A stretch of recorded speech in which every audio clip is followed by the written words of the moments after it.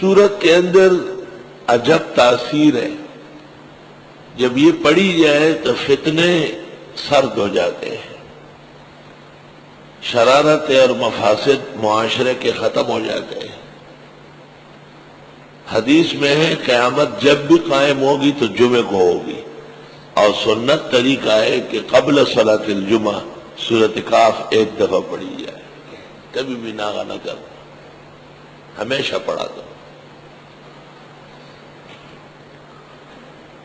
ابو درداء کی روایت ہے جس نے کاف کے اول یاد کیے 10 آیتیں، عوصمہ من الدجال، دجال کے فتنے سے اللہ بچا لے گا.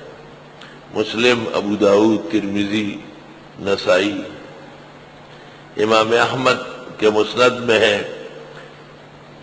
جس نے سورۃ کاف کے آخری 10 آیتیں یاد کی وہ دجال کے فتنے سے بچے گا. علماء لکھتے اول و آخر یاد ہونا چاہیے، یاد تو پوری ہونا چاہیے. اور جار اللہ نے کشاف کے اندر نقل کیا ہے کہ جو سورۃ کاف جمعہ کو پڑھ لے زمین سے آسمان تک نور کا مینار قائم ہو جاتا ہے اس شخص کی حفاظت کے لیے، اور اگلے جمعے تک محفوظ ہو.